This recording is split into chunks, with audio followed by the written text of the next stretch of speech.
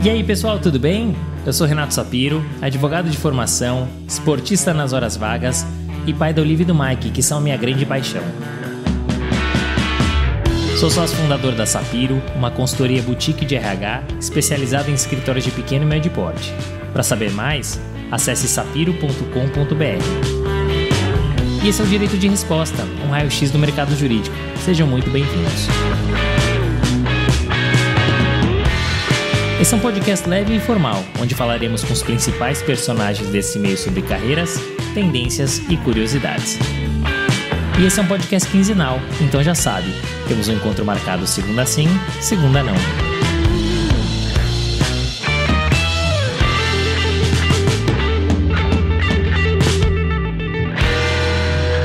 Marcelo sempre soube que queria ser advogado. Se formou em 65 e desde então advoga. Lá se vão quase 60 anos de profissão, e a sua paixão pelo que faz só aumenta, é contagiante.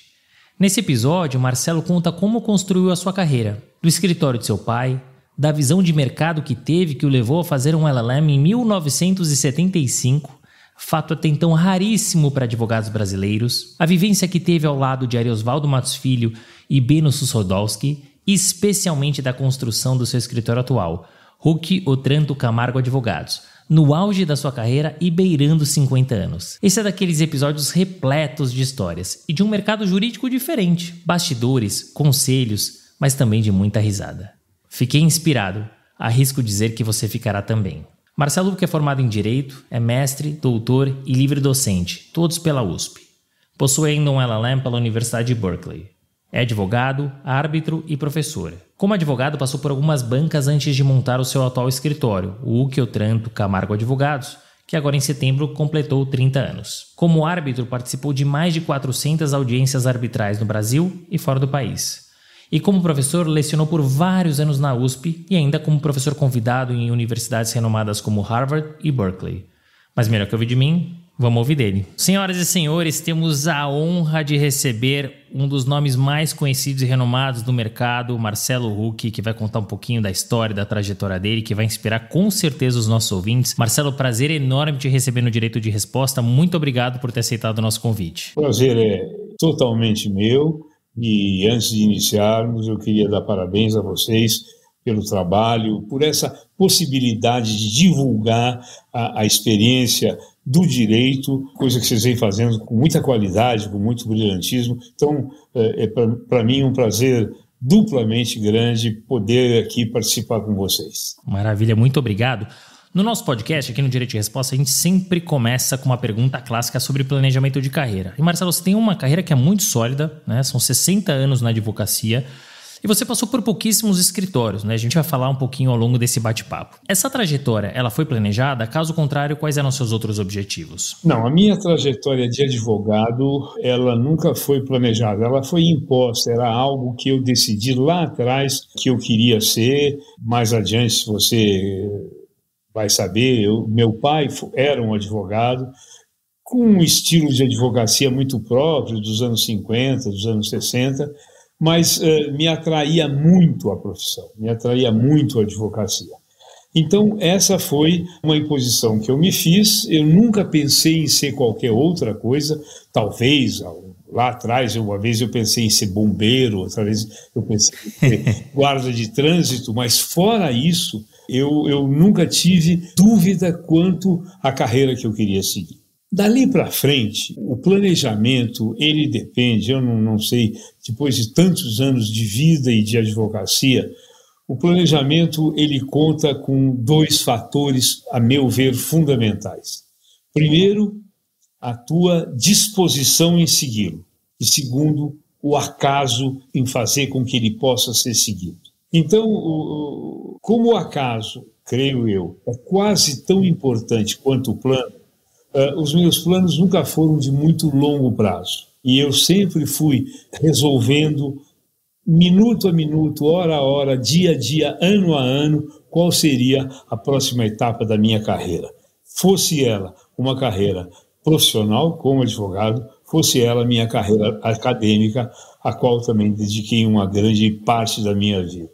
Então, assim, você mencionou puxa vida, você está aí há 55 anos de formado praticamente, né, 53, se você computar que desde o primeiro ano eu comecei a advogar, já são 60, eu comecei a trabalhar com direito, comecei a encostar a barriga no fórum e efetivamente eu sempre formei equipes e me afeiçoei a elas e consegui mantê-las com uma rotatividade muito pequena. Claro que acidentes acontecem pela vida, mas de verdade eu tenho uma primeira experiência advogando no escritório do meu pai, numa advocacia, Renato, muito pessoal. Meu pai tinha uma advocacia quase que de um padre, um rabino. As pessoas iam lá consultá-lo, sobretudo no pós-guerra, imigrantes que chegavam ao Brasil e que vinham aqui para reiniciar uma vida e tentar esquecer os horrores que tinham deixado na Europa. E tinha meu pai uma referência, iam lá consultar, e meu pai era uma espécie de guia comercial, jurídico, psicológico, familiar para esses recém-chegados no Brasil. O sujeito chegava lá, olha, doutor Uck, vim aqui, estou pensando em comprar uma lojinha e tal, lá na 25 de março, aqui, o que o senhor acha? Meu pai olhava e falava, não, essa loja o senhor não vai comprar, procure outra, e passe o próximo.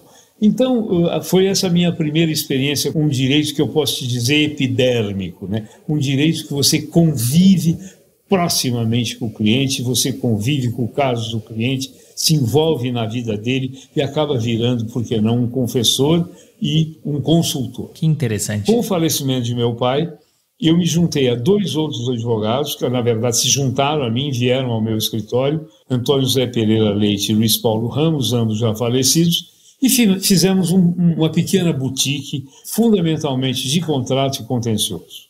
Num determinado momento, e aí isso já vai me misturar talvez com uma outra pergunta que talvez você queira me fazer, eu resolvi sair do Brasil. Já estava casado, com um filho pequeno, e achei que aquela advocacia ia mudar. Aquela advocacia muito pessoal, em que eu ia ao fórum, que eu conhecia o cartorário, que eu voltava para o escritório, que eu ditava a petição, estava acabando. O advogado pessoal, claro que sempre haverá lugar para ele, mas no amplo do mercado não tinha. Então eu resolvi dar uma arejada, dar um tempo, e fui fazer um mestrado nos Estados Unidos. Quando voltei, um ano e pouco depois, fui convidado por 2 colegas meus, um colega de turma e um contemporâneo, o Ari Oswaldo Matos Filho, e Beno Suchodolski, que na época tinham um escritório que estava crescendo, que chamava Matos Filho e Suchodolski, para me juntar a eles. E ali fiquei por muitos anos. Até que, num determinado momento, na década de 90, aquele escritório se cindiu, né? Vários advogados saíram, outros seguiram no que é o Matos Filho hoje, é muito mais empresa, né? E eu, junto com Fábio Lila e Álvaro Malheiros, fundamos em 93 o que se chamava então Lila Uck Malheiros, que mantém-se hoje o mesmo escritório, hoje o Uck, Otranto e Camargo.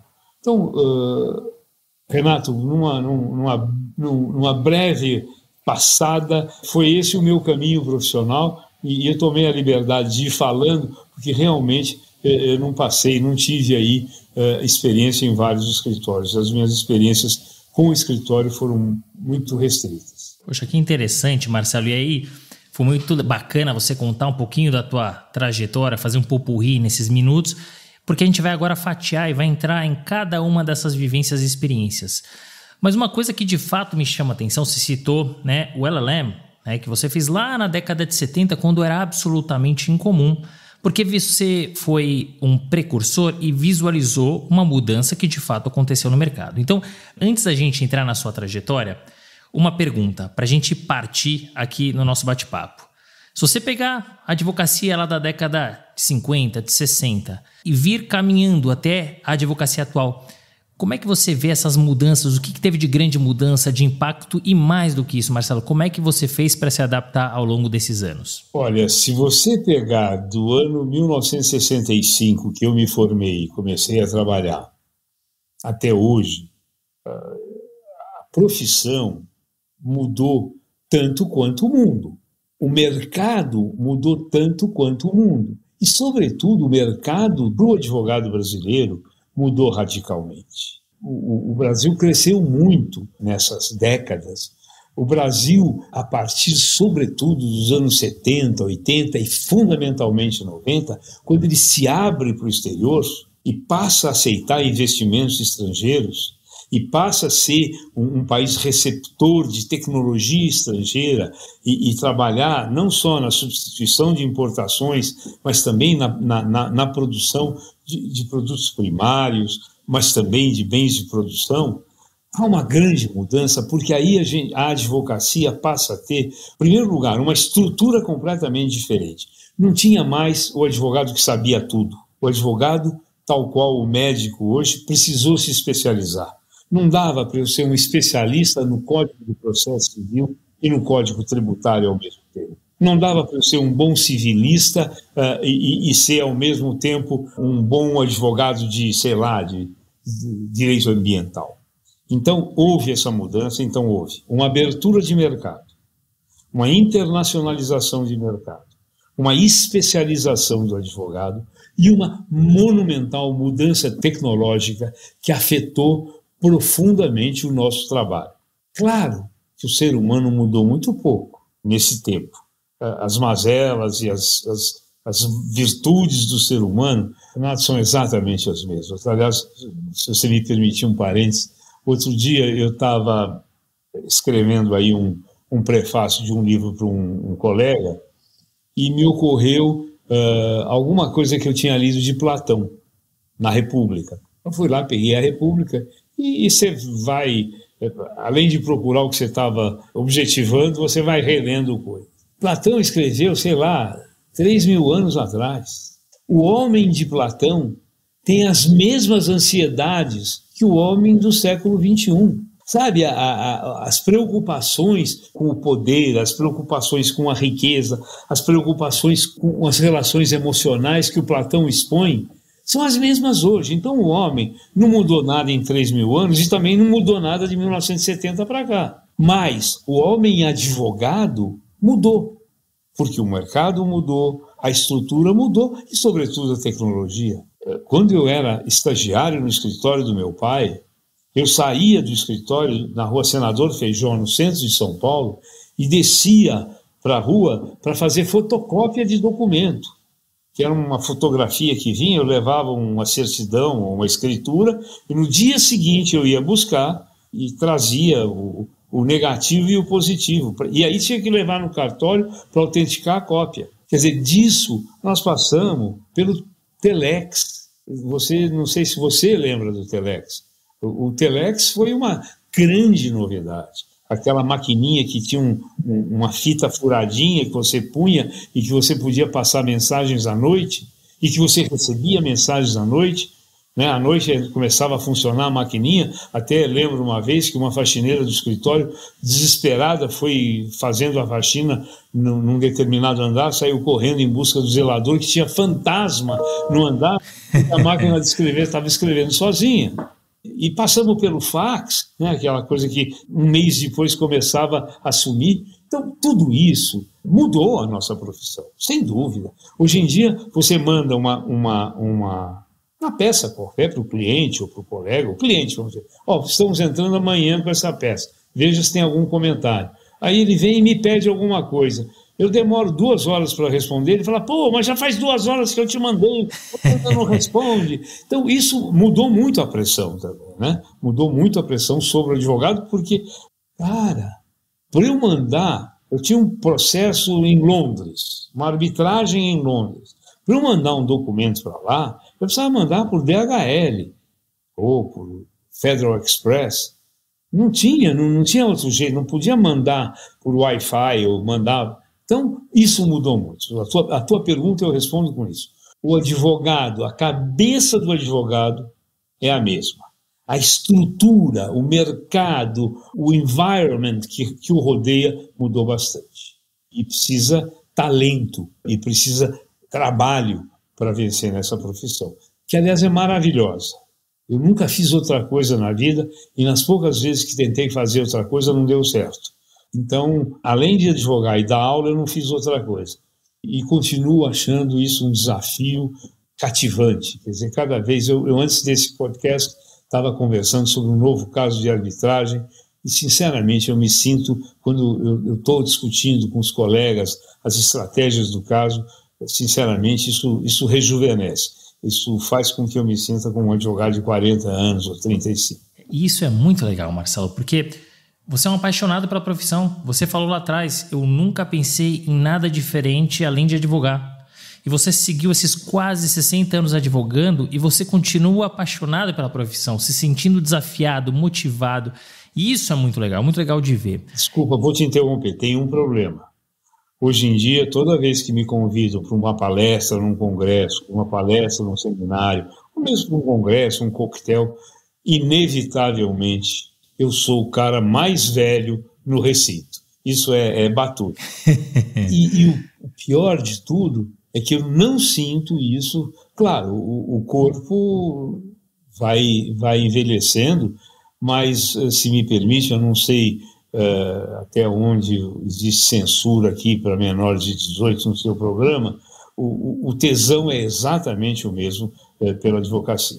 Isso é legal, já pela palavra, tesão, e é isso. E aqui não tem censura, você pode falar o que você quiser, Marcelo, mas é bonito de ver, e é bonito de ver que você segue apaixonado, né? E que você possa seguir advogando aí até o 100, ou como nós dizemos no judaísmo, até o 120, né? E muito legal ver o comparativo que você faz lá da década de 60, 70 com a advocacia atual e por que tem essas diferenças. Eu comentei com você sobre o LLM, me chamou muito a atenção, né? Porque hoje é muito comum o advogado brasileiro fazer LLM e é fácil. Por que é fácil? Porque você não custa mais $1 milhão para você fazer uma ligação para o Brasil, tá tudo interconectado, conectado, globalizado, é fácil, pode inclusive continuar trabalhando. A época que você foi era completamente diferente. Então, eu queria que você me contasse, você já falou um pouquinho dos motivos, mas como foi essa experiência, essa vivência? E você também teve a oportunidade de advogar por algum tempo em algum escritório local? Eu fui para os Estados Unidos na década de 70. Isso se deveu, e eu cheguei a rapidamente mencionar, a uma certa constatação que eu fazia de que aquela advocacia que eu estava fazendo, muito personalizada, muito restrita, muito boutique, não era o que eu queria.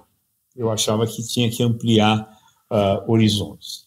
E eu achava que o Brasil tinha uma vocação para a internacionalização. Nós somos muito grandes, nós temos muita gente. É um país miserável, de fato é um país miserável. Nós temos um contingente de gente subnutrida, passando fome, mas nós temos também, porque nós temos 210 milhões de habitantes, se 70% vai mal, 30% é classe média para cima.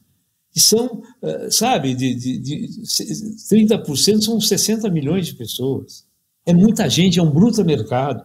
Então eu percebi que eu precisava de um arejamento, sair um pouco daqui, conhecer uma universidade estrangeira, porque eu já tinha na época alguma intenção acadêmica, sobretudo ter uma vivência extra-acadêmica fora do Brasil, sem compromissos familiares, sem ter que dar satisfação a ninguém, usufruindo de uma civilização, no caso americana, super rica, sem pagar nada, custo zero.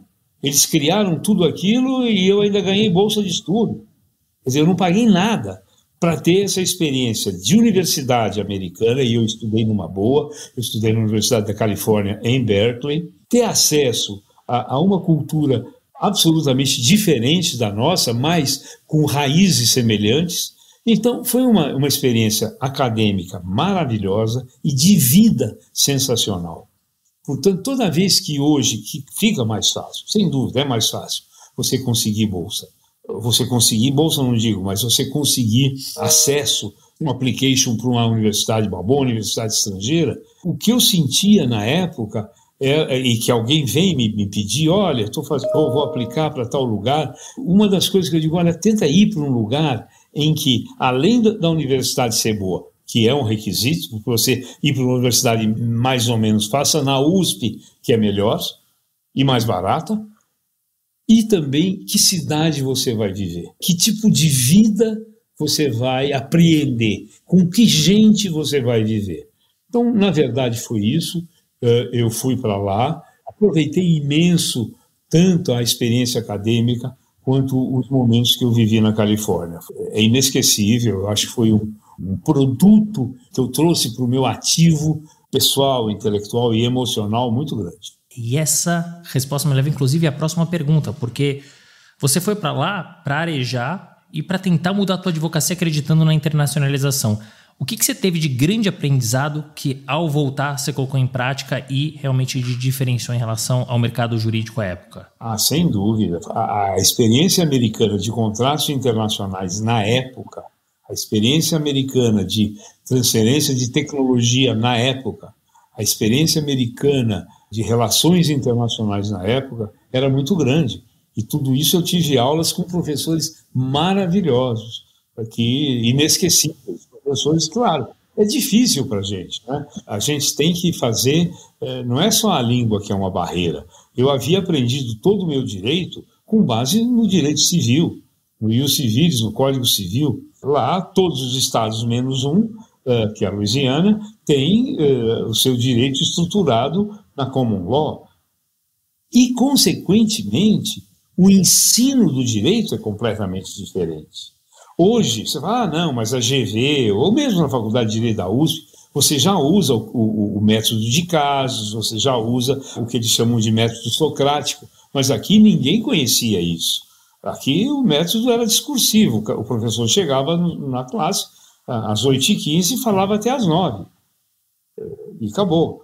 Quando eu fui para lá e fiquei exposto a um sistema jurídico totalmente diferente do nosso, que se baseava na história, na tradição, nos casos precedentes, e um sistema didático que eu nunca tinha visto, eu me encantei. Isso que eu aprendi lá, tanto da advocacia quanto das matérias, sem dúvida, mas também da forma de conhecer e de estudar o direito, eu acho que foi um tesouro que me ajudou a vida inteira, profissionalmente e academicamente. Muito interessante. Você fala aqui da parte acadêmica, claro que tem um entrelaçamento com a parte profissional, inevitável. E a tua parte acadêmica é muito forte. Você é graduado na USP, você tem mestrado, doutorado, pós-docência, tudo pela USP.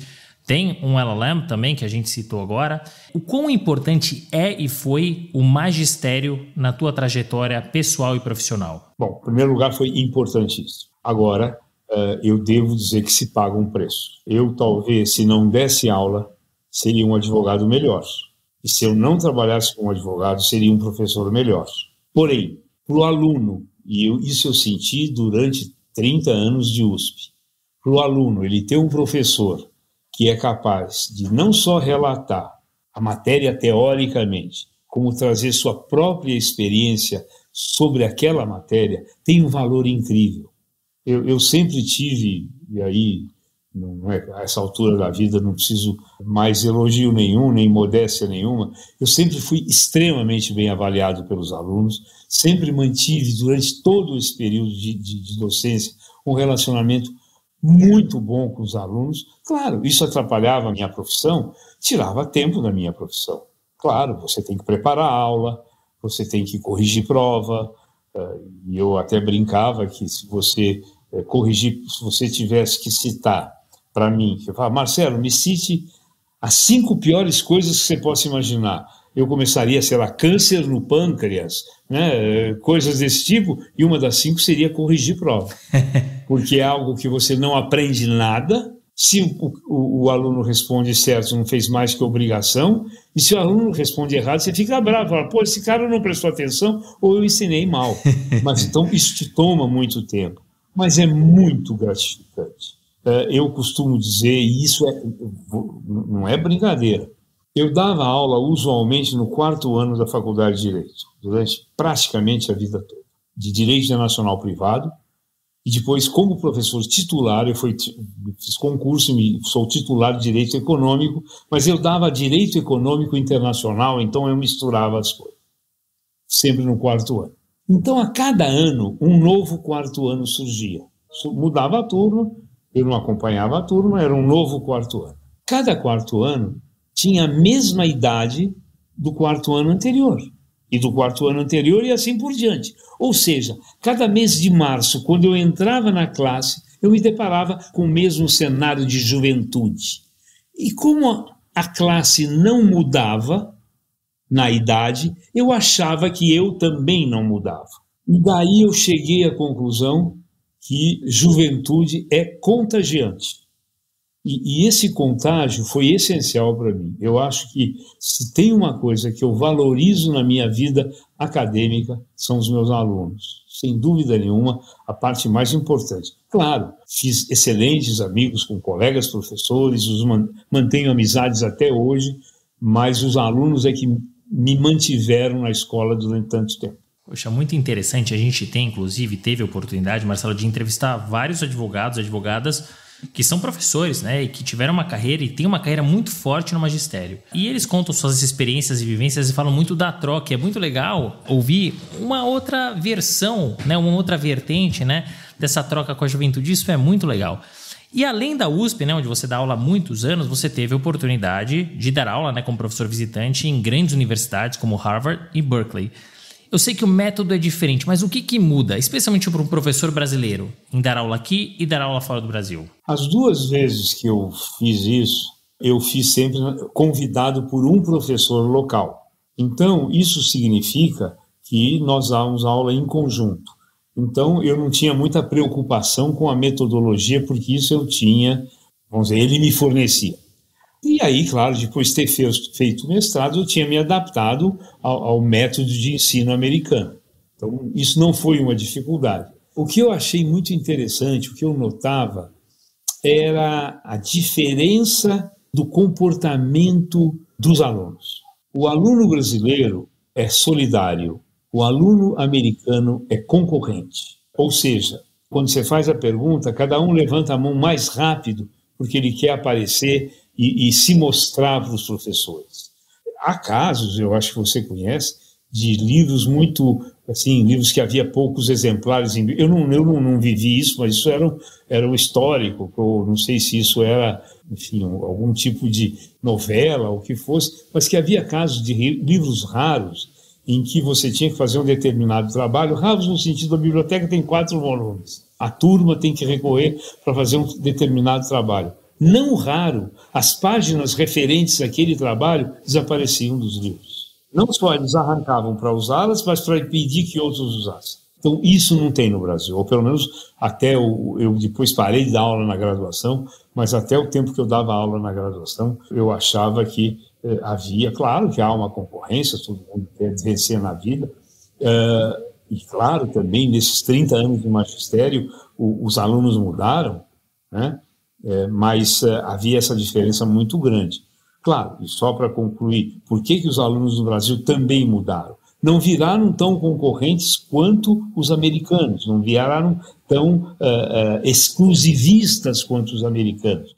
Porém, no começo, quando eu comecei a dar aula em 77, 78, logo que voltei dos Estados Unidos, a grande preocupação do estudante de Direito era salvar o Brasil e depois salvar o mundo. Nos últimos anos, a grande preocupação do estudante de Direito era ficar rico antes dos 30.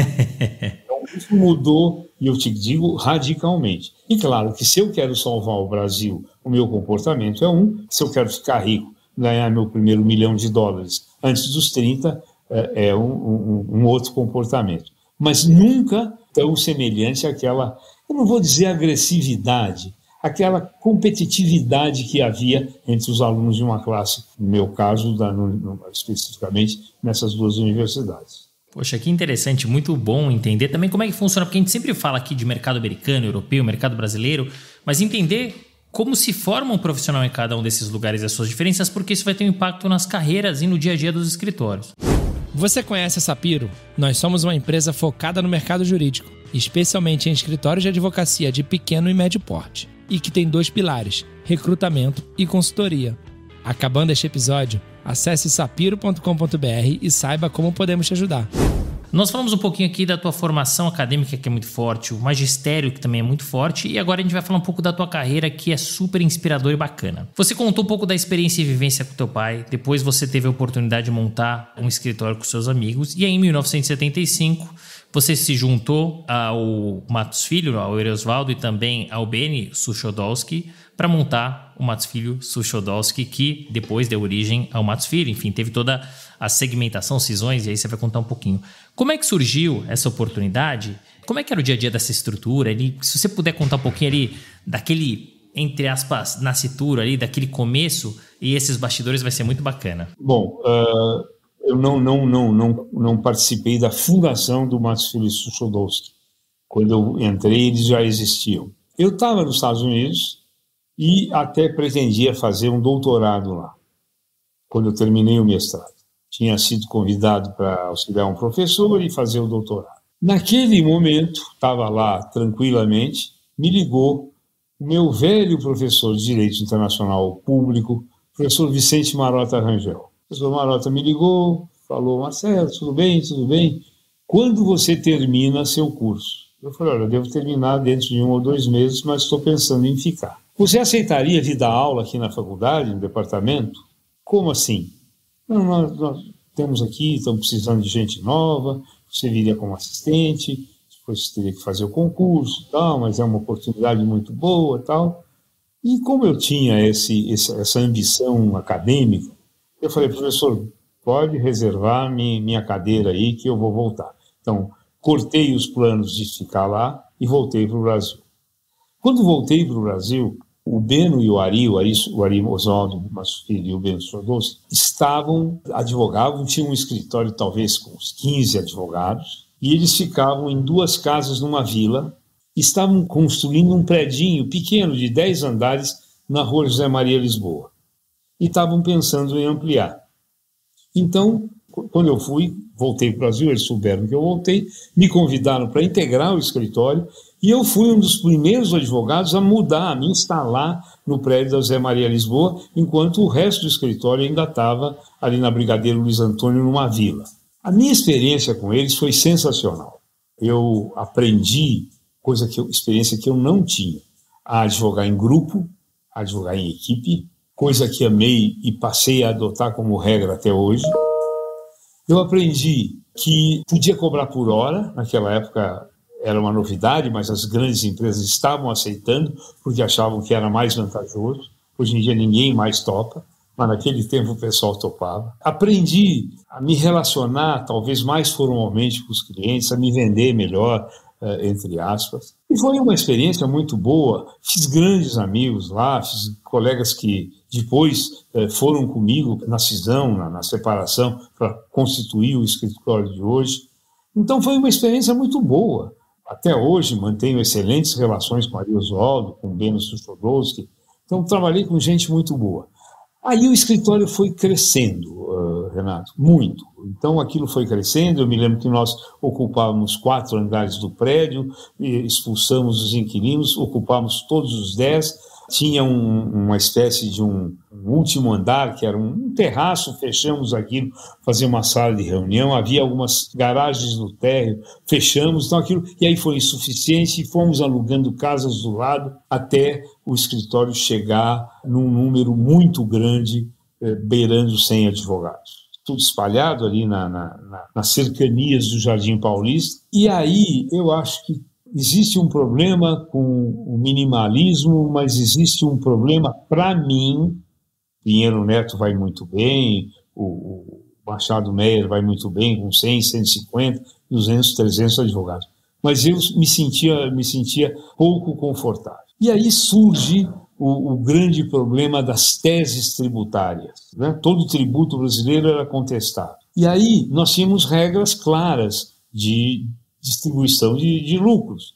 Mas, obviamente, com as teses, o tributário ganhou proeminência e passou a faturar não por hora, e sim um percentual sobre o ganho do cliente, que era muito vantajoso. Isso começou a criar um certo descompasso aquele equilíbrio que havia inicialmente, passou a se instabilizar. E aí a coisa foi evoluindo, os descontentamentos surgiram. Num dado momento, Ari Oswaldo falou: não, vou sair, vou fazer um escritório menor. Saiu, fez o Matos Filho, e na época eu, o Fábio Lila, na época, Antônio José Ribeiro da Silva e mais alguns estagiários, mais Álvaro Malheiros, que estava fora, fizemos a nossa cisão. Mas foi uma experiência muito boa.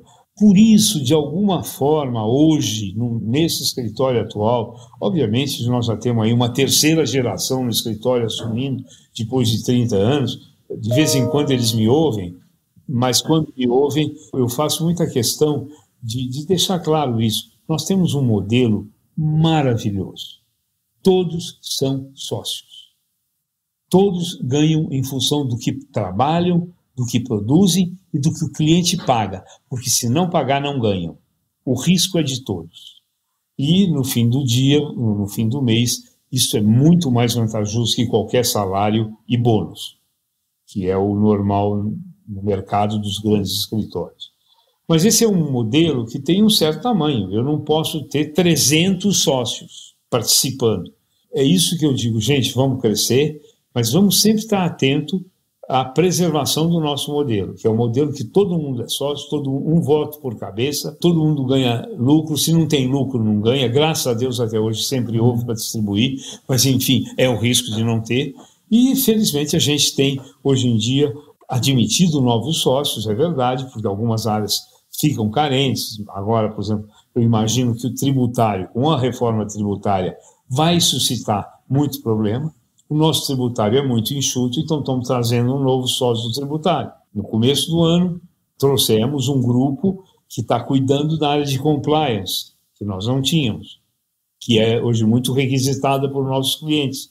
Temos hoje 3 advogados na área de penal, não dedicados a crime de sangue, mas dedicados a crime decorrentes da falta de compliance, ou crimes de white collar, de colarinho branco. Então, eu acho que construir os escritórios e viver essa vida em construção também é muito agradável. Por isso, eu fiquei muito chateado com essa história de home office. Claro, todos nós adotamos, mas há uma certa reação ao retorno presencial. Eu tenho insistido muito para que todos voltem. Tá bom, fica um dia em casa para trabalhar. Mas não existe nada melhor do que estar com uma dúvida e bater na sala do lado, coisa que eu não faço. Eu não vou telefonar para alguém para discutir uma dúvida que não é do caso dele, que é do meu caso. Ou, melhor ainda, discutir um caso com um colega e botar 3 estagiários para assistir, para aprender, para ver como é que se trabalha. Durante a pandemia, no presencial, isso não dava para fazer.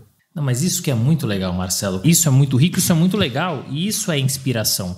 A gente está falando com várias gerações aqui de advogados, desde profissionais que nem advogados ainda são, que estão ainda estagiando, até profissionais sêniors, rodados, experiência e aprendizado para todo mundo. E você trouxe uma história muito legal lá de trás, né, do Matos Filho, do Suchodolski, e chama atenção, você contextualizou, mas chama atenção porque você estava no auge da tua carreira, né, quase 50 anos, vivido, experiente, conhecido, e aí você tem que começar do zero. Ao lado dos sócios, né? Pela primeira vez, vamos falar segunda vez, porque você já tinha montado um escritório menor, e quando você chegou no Matos Filho Suchodolski já tinha uma estrutura, mas você tem que montar do zero no auge da tua carreira. Como é que foi essa experiência? Porque você contextualizou o porquê, mas como é que foi a sua experiência, aquele comecinho, o pessoal trabalhando ali junto? Conta pra gente um pouquinho dessa experiência. Bom, Renato, se você me perguntar hoje, você fala assim, você está velho? Eu falo, não, eu estou menos jovem. Com 50 anos, eu também não me achava nada velho, e dada a situação que se criou com a cisão de Matos Filho e Suchodolski, ou a gente ficava lá e tentava reformular coisas que estavam muito cristalizadas, e dar um trabalho do cão reformar, ou a gente partia para fazer alguma coisa em que os valores fossem os nossos, as ideias fossem as nossas, a organização fosse a nossa. Bom, a história ia mostrar. Então, eu não tive um minuto de hesitação quando eu estava infeliz, dizer, não, eu quero ir embora. Aí eu percebi que o Fábio Lilla estava mais infeliz que eu. E aí eu percebi que dava para juntar um grupo e sair e arriscar. Na verdade, o risco não era tão grande. Eu e Fábio tínhamos quase absoluta convicção que vários clientes iriam com a gente. Porque ainda mantínhamos uma relação pessoal muito grande. O Fábio, mais do que eu, né, com a colônia italiana, ele ia lá, ia comer macarrão com o cliente. Quer dizer, a gente sabia que contava, que as despesas a gente ia conseguir pagar. Então, não tinha, assim, esse medo de ter... Claro, a gente pôs a mão no bolso para um investimento para montar o escritório. Mas tenho certeza que a gente estava convencido e aquilo ia dar certo, porque a gente confiava no nosso modelo, a gente tinha bons clientes. Sinceramente, eu não tive nenhum temor Inclusive, a gente teve, eu me lembro que quando eu fiz 50 anos, logo depois, eu fiz uma viagem para Israel. Tinha uma competição lá de esportiva. As Macabíadas? Chamada Macabíada. Então eu fui para uma Macabíada que era justamente em julho, calor do cão, quando eu já havia completado 50 anos, mas tinha completado, assim, eu faço anos no início de julho.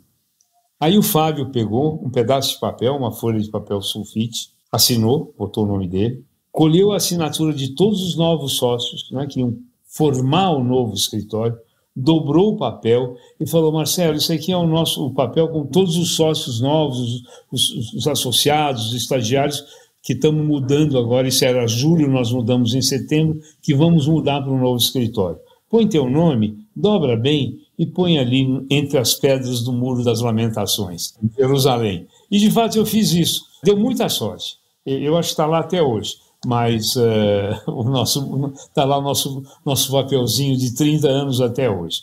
Então, na verdade, foi uma decisão de ânimo. Fazer um novo escritório nos rejuvenesceu, deu ânimo. E cada mês que a gente via, puxa, pagamos as contas, sobrou um pouco, então vamos trazer mais alguém em tal área. Foi um processo criativo muito, muito, muito gratificante. Muito legal ouvir esse começo, esses bastidores. Que legal que você levou o papel no Muro das Lamentações, né? Ou em hebraico, Kotel HaMaravi, que é um lugar mágico, né? Quem não teve oportunidade, infelizmente, né? Israel está passando por esse momento de muita dificuldade, as pessoas precisam entender, não é um mote aqui, mas ninguém está falando de esquerda, direita, de Palestina, Israel, a gente está falando do bem contra o mal, né? Eu fiz inclusive um vídeo sobre isso, não vamos nos alongar nisso, mas pensem nisso, pessoal. E Israel é um lugar mágico, então não tinha como dar errado, né, Marcelo? E deu certo.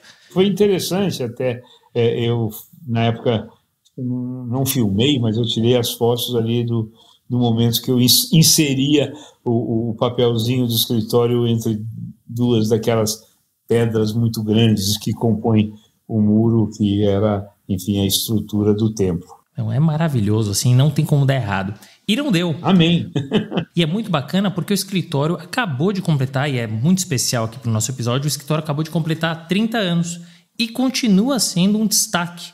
Só que quando vocês montaram o escritório, o mercado jurídico era outro, tinham muito menos escritórios. Hoje, a gente está falando de um volume enorme, a gente está falando de mais de 100 mil escritórios no Brasil, claro, de porte diferentes, estilos diferentes, mas a concorrência era muito maior. O que vocês fazem para continuar se destacando? Quando a gente fez o escritório, montou o escritório com esse modelo de todo mundo sócio, eu ouvi de colegas nossos dizerem: olha, isso não dura 2 anos. Está durando 30 e muito bem, graças a Deus. O que a gente tem feito, eu diria que é uma coisa só. São duas palavras. Seriedade no trabalho, idoneidade, respeito ao cliente. E tentar fazer o melhor possível. E fazer o melhor possível implica trabalho. Tudo é revisto no escritório. Tudo é revisto. Pelo menos uma vez. Nada sai sem uma revisão. Então a gente busca dar qualidade, tranquilidade para o cliente e, acima de tudo, seriedade. Se você tem um caso e fala que conhece um ministro do STJ, que eu teria que conversar com ele, esse não é o meu cliente. Essa advocacia eu não faço. Já perdi muito cliente por causa disso, já perdi muito caso por causa disso, já perdi muito dinheiro por causa disso. Deixei de ganhar. Mas não me arrependo um segundo de não ter feito o que eu não acho que deva fazer. Eu dou ao cliente o melhor do meu trabalho. Eu dou ao cliente um esmero de atuação dentro do possível. Mas eu não vendo sentenças, eu vendo trabalho. Sentença eu não vendo nem compro. Eu vendo o meu trabalho. E com isso, eu acho que a gente consegue, um dado interessante dos nossos 30 anos, uma grande parte dos nossos sócios hoje foi estagiário. Então é gente que nasceu no nosso modelo, é gente que aprendeu com os nossos valores. Nós vamos buscar cliente novo, mas dentro desses valores. Eu acho que, sinceramente, com tanto escritório, o Brasil é suficientemente grande, eu acho que há mercado para todo mundo. Claro, há advogados que ganham menos, há advogados que são assalariados, há advogados que trabalham em empresas com baixo pagamento, com baixa paga, Mas, na grande maioria, o advogado, se tiver um mínimo de talento e muita sorte, consegue vencer. Então, o nosso trabalho hoje no escritório é cultivar a experiência de 30 anos, mas renovar essa experiência todos os dias. A única coisa que a gente não renova, ou pode até renovar, mas não muda, são esses valores que eu te mencionei. Isso é absolutamente fundamental. A valor, é a cultura. E normalmente quando a gente fala em valor e cultura, a gente pensa nas pessoas do escritório, em contratar as pessoas com os nossos valores. Perfeito. Mas pouco se fala uma coisa que você trouxe aqui, que é escolher os clientes. Você tem que atender os clientes que também têm os mesmos valores. Porque senão não vai funcionar. Ele vai querer um tipo de trabalho que você não vai poder prestar. Ou ele vai querer um tipo de atendimento que não é o teu estilo, o teu perfil. Então, claro, né? Ninguém está falando, principalmente aqui no começo, que é difícil escolher clientes. Mas no final do dia, quando você chega numa certa etapa da tua estrutura, é isso. Se você puder escolher os clientes, e não é de acordo com os honorários, é de acordo com os valores, porque aí vai dar certo e o dinheiro é consequência. Pois é, muitas vezes acontece assim, você traz lá uma autuação tributária e fala, olha, o senhor conhece o auditor? Eu falo assim, conheço, mas não vou falar com ele. Sabe, o senhor é amigo do juiz, sou amigo, mas não vou falar com ele sobre isso. Vou falar com ele sobre o caso. Se amanhã eu precisar de uma liminar, conte comigo. Eu vou a Brasília. Hoje em dia até que está mais fácil. Vou a Brasília, faço o que o senhor quiser, em busca de uma liminar. Mas para qualquer outro tipo de conversa, eu posso ter até com juízes e desembargadores. Eu tenho, mas no bar, tomando chopp, falando sobre o Corinthians. Sempre sobre o Corinthians. Eu só tenho amigos corintianos. Faz muito bem. Sócios eu tenho alguns extraviados, mas enfim, como eles são bons advogados e bons homens e boas mulheres, eu continuo convivendo com eles. Vamos seguir nosso bate-papo, Marcelo, porque infelizmente o nosso time não está muito bom, né? Então não adianta a gente querer falar do nosso Coringão. Mas brincadeiras à parte, você, além de professor, além de advogado, né, como você citou, você também é árbitro e mediador, né? E você foi indicado para vários procedimentos em câmaras brasileiras, estrangeiras, você citou até uma de Londres, e inclusive pelo governo brasileiro para atuar em controvérsias internacionais no âmbito do Mercosul. Marcelo, o que muda na rotina de um árbitro, especialmente em comparação com a de um advogado? E o que é preciso fazer para se tornar um árbitro? Como é que você faz para conciliar as duas carreiras? Para fechar, conta pra gente alguns casos ou causos na arbitragem. Bom, a arbitragem é um acaso curioso na minha vida e vou te fazer uma confissão aqui muito pessoal, só entre nós dois.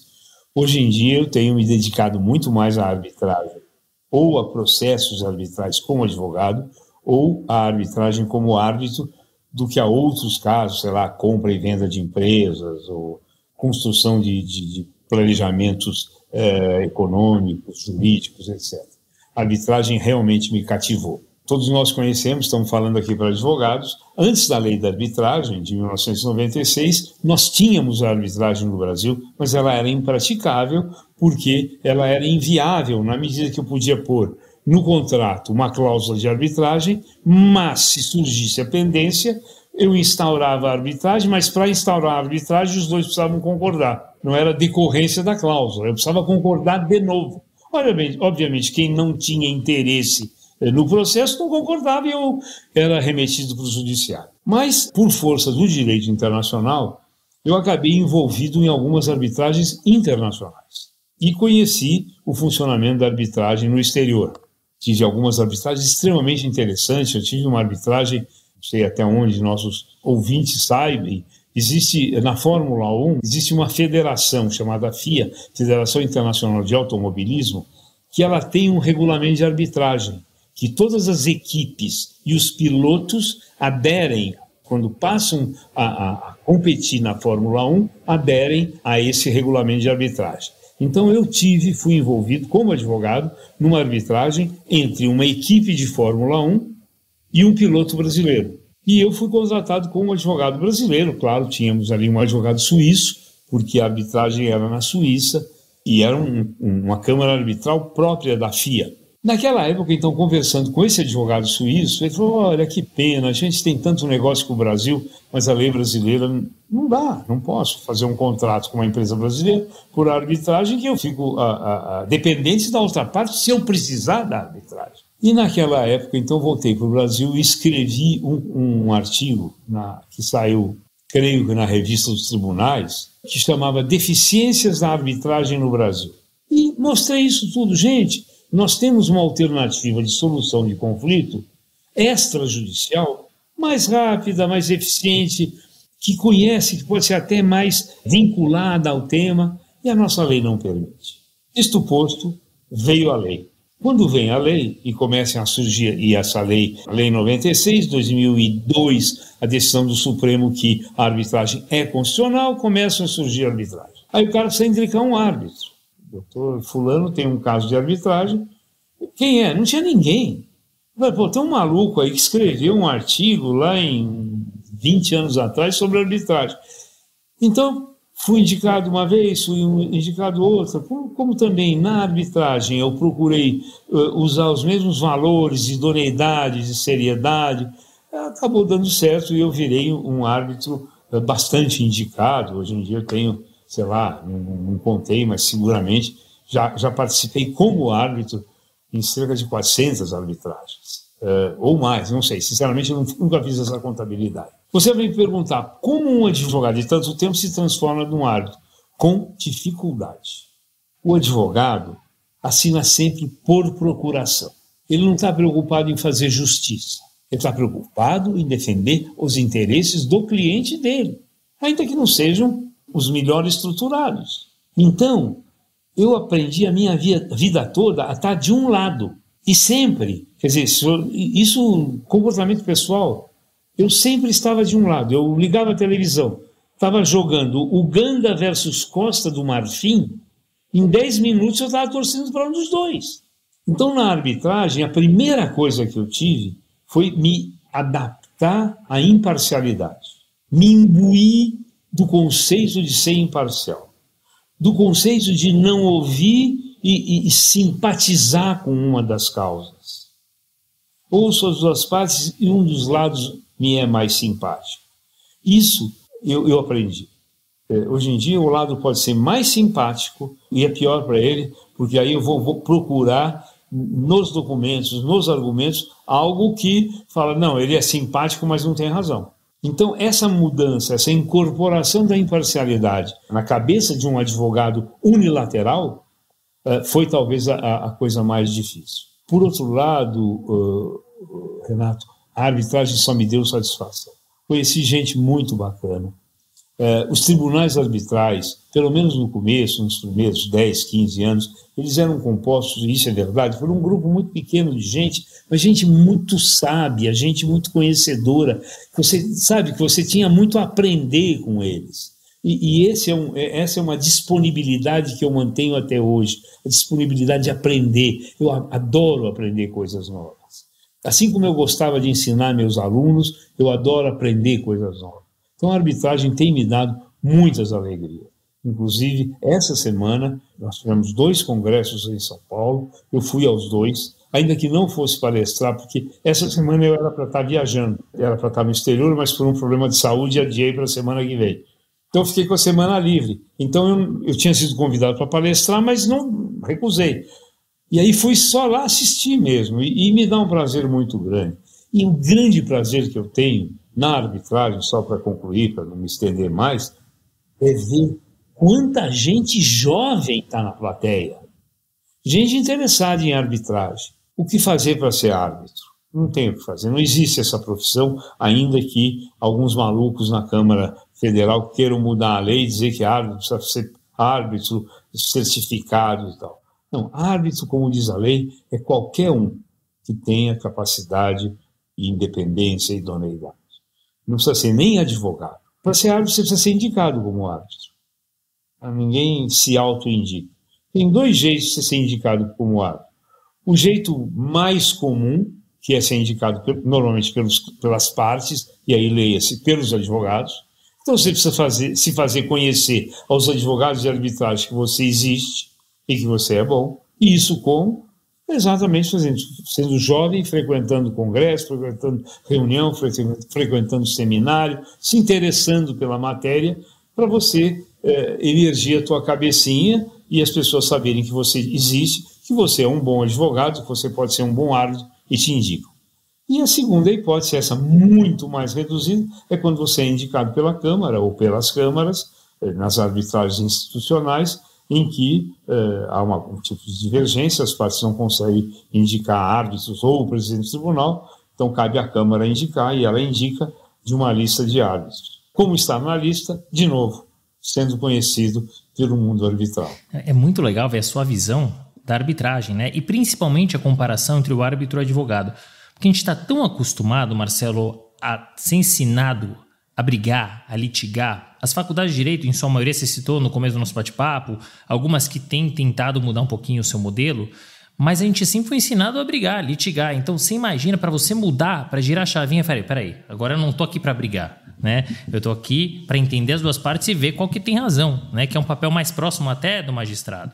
Então, muito legal ter essa sua visão e explicar para o pessoal que também tem muita curiosidade como entrar nesse mundo, né? Como árbitro, porque você também pode advogar dentro de uma arbitragem, né? Então, muito legal.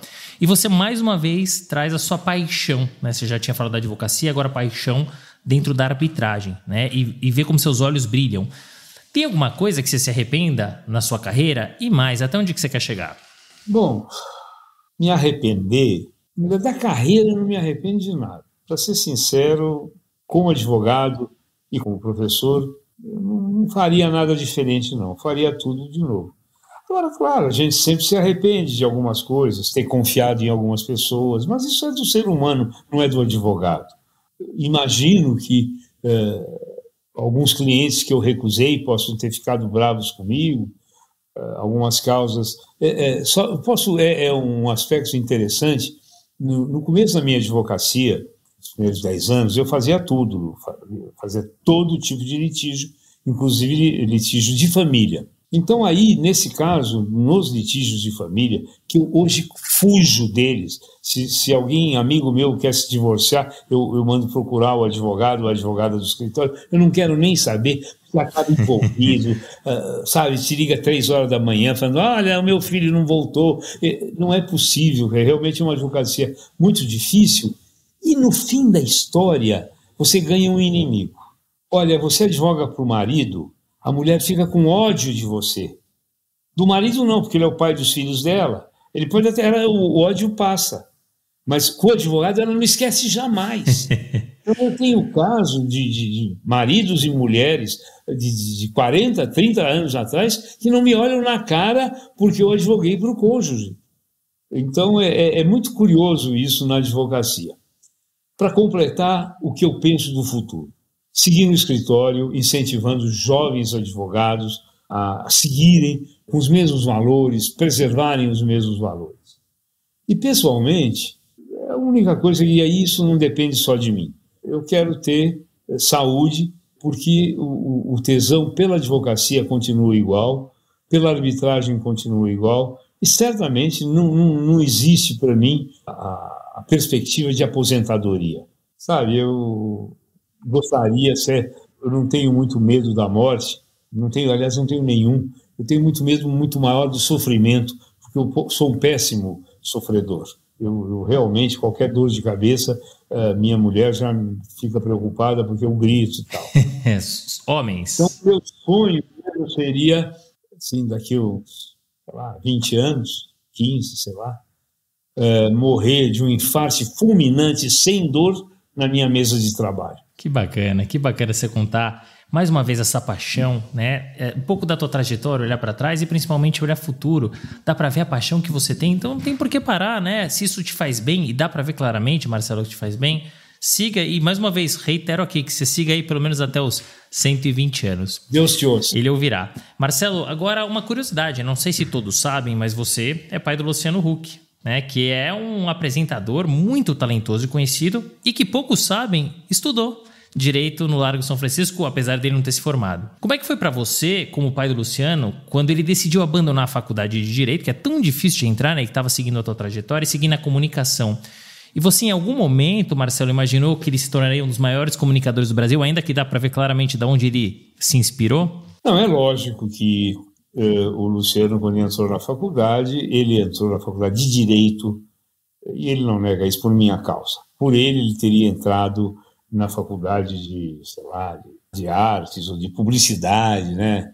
ESPM, alguma coisa assim. Mas ele entrou na faculdade de Direito por minha... Não por minha pressão, eu diria por minha inspiração. Tanto é que no primeiro ano, ele veio me dizer que ia fazer um estágio. Puxa, que bacana, Luciano, você quer fazer um estágio? Quero fazer um estágio. Mas estágio aonde? Lá, no Duran. Duran? Eu não conheço esse escritório. Não, ele não é advogado, ele é fotógrafo. Não sei se você lembra do Duran, que fotografava as moças da Playboy. Claro. JJ Duran. Então, o primeiro estágio dele foi no Duran, o segundo foi na agência do Nizam Banais, e depois ele entrou para a comunicação. Quando ele deixou a faculdade, no quarto ano, quer dizer, faltava muito pouco, eu fiquei muito chateado, porque eu falei, Luciano, termina mais um ano, não custa nada. Bom, nós temos ainda, nem que seja para ter prisão especial. Mas ele me disse que a culpa dele sair era minha. Porque sabe por quê? Porque ele ia muito pouco às aulas. Na época, já no terceiro ano, ele tinha fundado uma boate em São Paulo que chamava Cabral. Então ele cuidava muito do Cabral, já fazia um programa na TV Gazeta, se não me engano, então não tinha tempo de ir à faculdade. Então ele precisava colar nas provas. Até hoje eu tenho as alunas que são hoje já advogadas, consagradas, assim, dei muita cola para o seu filho, né? Então ele dizia, não, eu não posso continuar na faculdade, porque se o professor me pegar colando, vai ficar ruim para você. Então é melhor eu desistir, porque eu não vou colar, eu não quero deixar você mal com o professor, e aí isso ocorreu. Eu acho que ele nunca seria um advogado. Se fosse, seria um péssimo advogado. Ele é muito melhor apresentador, eu acho que ele encontrou a profissão certa, eu acho que deu certo por aqueles dois motivos. Porque precisa ter um pouco de sorte e precisa ter talento. Eu acho que ele teve sorte e, sem corujice aqui, ele tem talento. Então é isso, quer dizer, foi assim que eu vi essa mutação aí. Lamentando, é claro, porque eu queria ter mais um diploma de advogado, já tenho do meu pai, tenho o meu, queria o dele. Mas, enfim, ele me dá outras alegrias. Por exemplo, os meus netos. Não sei, ainda não tive netos, tenho filhos, já é uma alegria grande.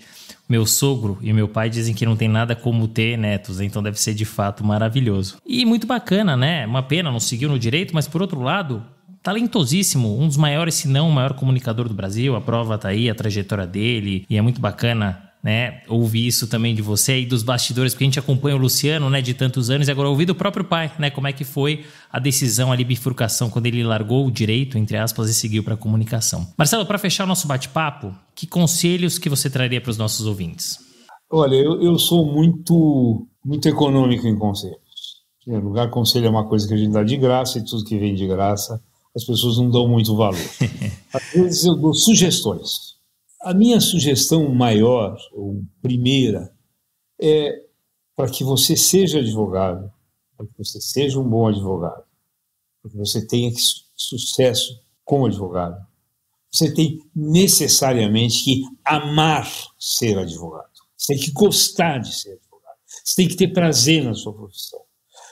Você falou do Luciano. O Luciano não teria o menor prazer em ler uns autos de um processo. Não teria o menor prazer de fazer uma pesquisa na jurisprudência do Império.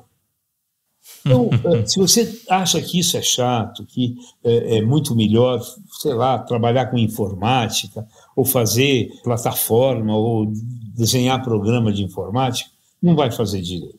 Mas se você ama o direito, se você gosta do direito, com certeza você tem o primeiro e fundamental ingrediente para fazer sucesso. Em segundo lugar, estudar. Infelizmente, ainda não inventaram uma inteligência artificial que a gente põe à noite na cuca, assim, que nem os teus audiofones, e que você acorda de manhã sabendo. Você tem que estudar. Até que se invente uma injeção de inteligência, vai ter que estudar. E, em terceiro lugar, trabalhar. Tem que trabalhar. O advogado é uma profissão de árduo trabalho. É uma profissão que, por vezes, não respeita horário, é uma profissão que, muitas vezes, exige sacrifício até da própria família. Mas você precisa estar disposto a esse sacrifício. Mas ele traz imensas satisfações. Ele traz imensas gratificações, não necessariamente financeiras ou monetárias.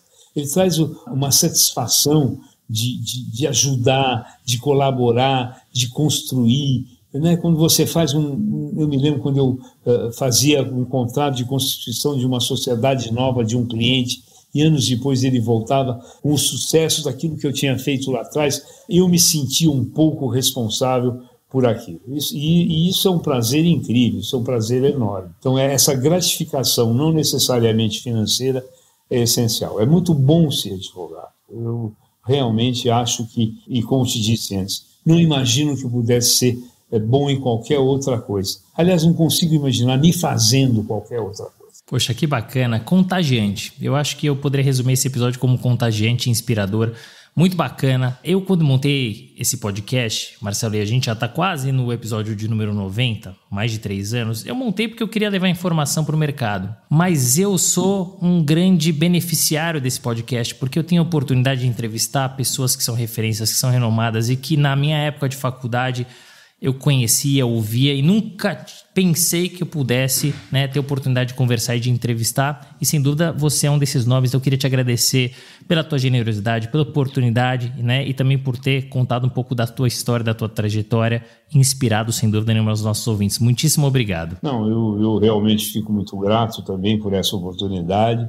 É sempre bom participar de eventos como esse que você realiza, já são 90 e que serão 900. Por quê? Porque vejo que você faz isso, claro, com trabalho, com talento, mas você gosta disso também. Eu tenho certeza que isso, esse seu podcast será cada vez mais, terá um sucesso cada vez maior. E para mim foi muito bom também, eu devo confessar, você parar um pouco para rever o passado, pensar um pouco, repensar um pouco sobre você, é uma oportunidade rara, né? No mais das vezes, não é que eu seja um grande altruísta, mas no mais das vezes eu estou pensando nos problemas dos outros, na vida dos outros, e parar aí uma hora e ser instigado por você a rever coisas do passado e enfim, refletir sobre elas, também é uma experiência muito agradável, muito gostosa. Foi muito gostoso, mais do que foi muito prazeroso gravar isso com você. Muito obrigado. Fim de papo. Se você gostou, recomenda para seus amigos. Se não, fala comigo que eu quero te ouvir. Até a próxima.